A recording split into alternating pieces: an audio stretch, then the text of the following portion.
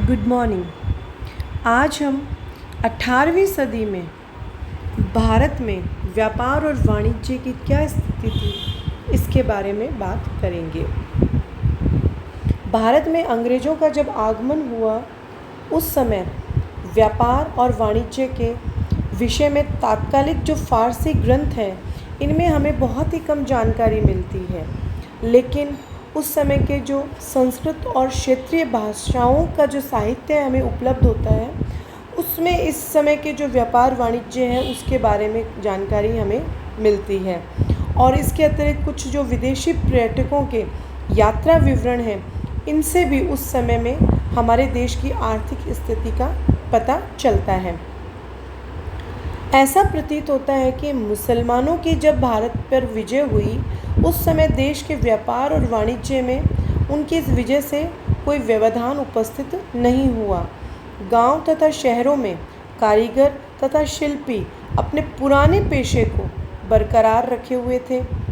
अधिकांश उद्योग जो थे वो स्थानीय रूप में थे, जो पिता से पुत्र को कई पीढ़ियों तक हस्तांतरित किए जाते रहे थे। इसके अतिरिक्त कई शाही कारखाने भी थे। इन कारखानों में शाही तथा दरबारी लोगों की ज़रूरत की चीज़ें बनाई जाती थी।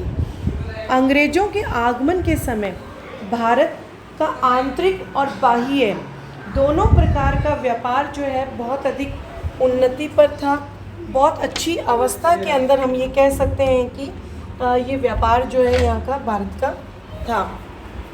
देश की आवश्यकताओं को पूरा करने के पश्चात जो सामग्री शेष बचती उसका निर्यात कर दिया जाता था, यानी कि जो अतिरिक्त जो बच जाता था उसका निर्यात कर दिया जाता था। देश में व्यापार के लिए अनेक सड़कें तथा रास्ते थे जो कि सरकार के द्वारा सुरक्षित रखे जाते थे। अगर आंतरिक व्यापार की जब हम बात करते हैं तो आंतरिक व्यापार जो है वो भी इस समय बहुत अधिक विस्तृत अवस्था में था और इस समय वैश्य वर्ग जो था वो प्रमुख व्यापारी था। उत्तर में व्यापार जो है वो गुजराती और मारवाड़ियों के द्वारा, वहीं दक्षिण में चेटियों के द्वारा व्यापार होता था। प्रत्येक गांव में एक छोटा बाजार होता था जहां की छोटी छोटी वस्तुओं का व्यापार होता था, जबकि महत्वपूर्ण वस्तुओं का जो व्यापार था वो शहर की मंडियों में होता था। इसके अतिरिक्त वार्षिक तथा समय समय के मेले जो लगते थे उनमें समीपवर्ती गांवों तथा कस्बों में पर्याप्त लोग तथा व्यापारी आते थे और खूब व्यापार करते थे। इसके अलावा राजपुताने के जो प्रसिद्ध बंजारे जो थे वो हर प्रकार की चीज़ें जैसे कि अनाज, चीनी, नमक आदि सैकड़ों बैलों पर लादकर एक स्थान से दूसरे स्थान को ले जाते थे। जो मुस्लिम जो थे विदेशी व्यापारी उनको खुरासानी कहकर पुकारा जाता था। वे मुल्तान, लाहौर तथा राजधानी दिल्ली जैसे प्रशासनिक तथा राजनीतिक केंद्रों में स्थापित बड़े बाज़ारों में जाते थे। परिवहन के साधनों की बात की जाए तो दो प्रकार के साधन थे। एक तो था स्थल मार्ग के द्वारा, और स्थल मार्ग जो है उसमें दोनों ओर छायादार वृक्ष होते थे और यात्री और व्यापारियों की सुविधा के लिए स्थान स्थान पर सराय अथवा विश्राम गृह बने हुए थे। पशुओं के लिए पेयजल की व्यवस्था भी रहती थी। और ये जो स्थल मार्ग था इसके अतिरिक्त माल ले जाने के लिए नदी जो है वो दूसरा मार्ग था जो कि अपेक्षाकृत सस्ता माध्यम था। कश्मीर, बंगाल, सिंध तथा पंजाब में अधिकांशतः सामान जो था वो नदी मार्ग से ही ढोया जाता था।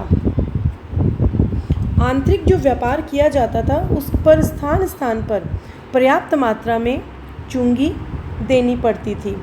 चुंगी के अलावा जितने भी बड़े बाजार और बंदरगाह थे उनको कुछ शुल्क रूप में भी देना होता था जो कि 2.5% बनता था। औरंगजेब ने इसकी मात्रा हिंदुओं के लिए बढ़ाकर 5% कर दी थी और आगे चलकर मुसलमानों के लिए तो इसे बिल्कुल ही हटा दिया था। व्यापार जो था इसको प्रभावित करने वाला एक दूसरा जो पहलू जो था वो था सड़कों पर सुरक्षा की व्यवस्था। हालांकि मुग़ल शासकों ने सड़कों को सुरक्षित बनाने के प्रयत्न किए थे, किंतु फिर भी व्यापारी जो हैं इनको चिंता बनी रहती थी और इसी वजह से व्यापारी आमतौर पर काफ़िलों के साथ सशस्त्र सुरक्षा प्रहरी जो हैं उनको भी लेकर चलते थे। व्यापार जो है इसके प्रमुख केंद्रों की बात की जाए तो बंगाल, गुजरात, आगरा ये तो थे ही थे। इसके अतिरिक्त लाहौर और मुल्तान जो है ये भी अन्य महत्वपूर्ण केंद्र हुआ करते थे। वास्तव में काबुल, कंधार तथा फारस से होने वाला जितना भी स्थल व्यापार होता था वो इन्हीं शहरों से होकर होता था। लाहौर अपनी जो दरियाँ थीं इनको बनाने के लिए प्रसिद्ध था। गुजरात जो है ये प्राचीन काल से ही वाणिज्य का बड़ा महत्वपूर्ण केंद्र रहा है। इसके प्राकृतिक संसाधनों तथा उद्योगों ने इसे भारत के सबसे धनी और प्रगतिशील सूबों में से एक बना दिया। ये जो गुजरात जो है ये हमेशा से कपड़े की बुनाई का केंद्र रहा और यहाँ से कपड़े जो हैं वो गुजरात के मुख्य बंदरगाह कैम्बे द्वारा दक्षिणी पूर्वी एशिया तथा भारत के दूसरे भागों को भेजे जाते थे।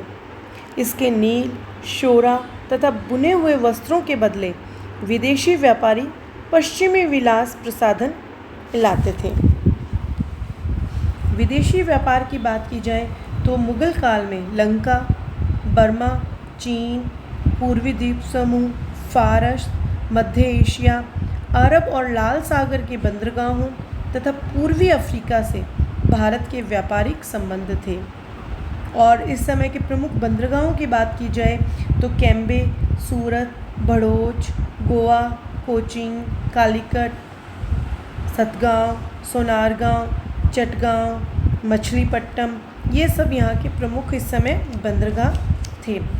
इसके अतिरिक्त लाहौर, मुल्तान, लाहौरी बंदर, कैम्बे, अहमदाबाद और आगरा में बड़े बड़े बाज़ार थे जहाँ विदेशों से वस्तुएं आती थी और फिर यहाँ से देश के विभिन्न भागों में भेज दी जाती थी। 17वीं शताब्दी जो है इसमें भारतीय रुई के कपड़ों की जो है बहुत अधिक मांग थी। उत्तम प्रकार की मलमल जो है वो फारस तथा अरब देशों विशेषकर मिस्र को निर्यात होती थी।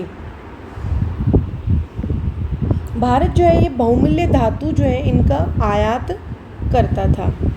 और व्यापार संतुलन की अगर बात की जाए तो व्यापार संतुलन जो है वो इस समय भारत के पक्ष में था और सभी देशों से व्यापारी भारतीय बंदरगाहों पर आते थे तथा उपयोगी वस्तुएं, जड़ी बूटियाँ और गोंद के बदले में सोना तथा रेशम देते थे। व्यापार के अनुचित संतुलन में कमी करने के लिए ईस्ट इंडिया कंपनी ने अपने निर्यात की सूची की छानबीन का आदेश दिया और 1700 ईस्वी में ब्रिटिश संसद ने एक विधान पास किया जिसके अनुसार ये बोला गया कि अगर भारत में बने हुए या फिर यूं कहें कि भारत के अतिरिक्त फारस, चीन, पूर्वी हिंद द्वीप समूह के बने हुए तैयार रेशमी कपड़े, कढ़े तथा जड़ी बूटी में मिश्रित वस्तुएं तथा सभी प्रकार के लट्ठे, चाहे वे चित्रित हों चाहे रंगे हुए छपे हुए हों, जिनका भी राज्य में आयात किया जाएगा उन्हें ग्रेट ब्रिटेन में पहना अथवा प्रयोग में नहीं लाया जाएगा। इस समय के उद्योगों की स्थिति की बात की जाए तो भारत में अंग्रेजी शासन की व्यवस्था के पहले भारतीय उद्योग उन्नत अवस्था में थे। हालांकि बड़े पैमाने के राष्ट्रीय उद्योग जो हैं इनका इस समय अभाव था, लेकिन संपूर्ण 17वीं और 18वीं सदी के पूर्वार्ध में देश स्वदेशी उद्योगों के कारण विश्व विख्यात था और भारतीय माल की विदेशों में बहुत अधिक मांग थी।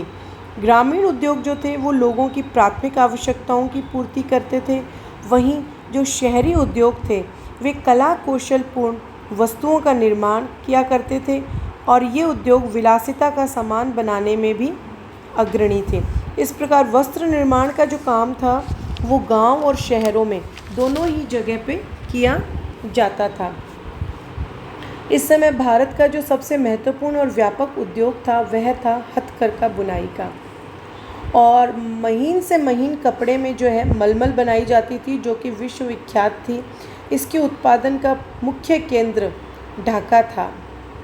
और ये मलमल जो है वो इतनी मुलायम होती थी कि कहा जाता है कि उस समय 20 गज लंबा और 1 गज चौड़ी जो मलमल थी वो एक अंगूठी में से भी निकाली जा सकती थी। सूती वस्त्र के उद्योग जो था उसके साथ साथ रेशम उद्योग जो था ये भी बहुत अधिक उन्नत अवस्था में था। बनारस, आगरा, लाहौर, बांकुड़ा और मिदनापुर जो है ये रेशमी वस्त्रों के निर्माण के प्रसिद्ध केंद्र हुआ करते थे। बनारस और आगरा जो है ये वस्त्रों पर कढ़ाई के लिए तथा सबसे बढ़िया रेशमी वस्त्र के उत्पादन के लिए प्रसिद्ध था। वहीं ऊनी वस्त्र उद्योग जो है ये भी बहुत अधिक उन्नत अवस्था में था। और अगर हम अन्य उद्योगों की बात करें तो उसमें भवन निर्माण, पत्थर और लकड़ी की नक्काशी, ईंट और चूना बनाने, कागज़ बनाने, सोने चांदी के आभूषण, जवाहरात के कार्य, चीनी, नमक और नील के उत्पादन, तांबा, पीतल, कांसा आदि की वस्तुएं और बर्तन बनाने के उद्योग जो हैं ये भी काफ़ी उन्नत अवस्था में थे। लौह उद्योग जो है ये भी बहुत अधिक आगे बढ़ा हुआ था। लोहे की गलाई और ढलाई के काम में लोहार काफ़ी निपुण थे। जहाज निर्माण उद्योग की बात की जाए तो वह भी बहुत अधिक उन्नत अवस्था में था। बंगाल इस उद्योग का प्रसिद्ध केंद्र था और यहाँ के बने हुए जहाज माल लेकर लंदन तक जाया करते थे। इस प्रकार भारत के कुटीर उद्योग जो थे वो न केवल देश के निवासियों की आवश्यकताओं को ही पूरा करते थे बल्कि भारी मात्रा में विदेशों को निर्यात किए जाने के लिए भी माल बनाया जाता था उनमें। इस प्रकार संक्षेप में अगर कहा जाए तो कुल मिलाकर भारत की आर्थिक स्थिति जो थी वो अंग्रेज़ों के भारत पर विजय प्राप्त करने के समय तक काफ़ी संतुलित थी। और ये जो संतुलन था ये कृषि और उद्योग दोनों के बीच में था।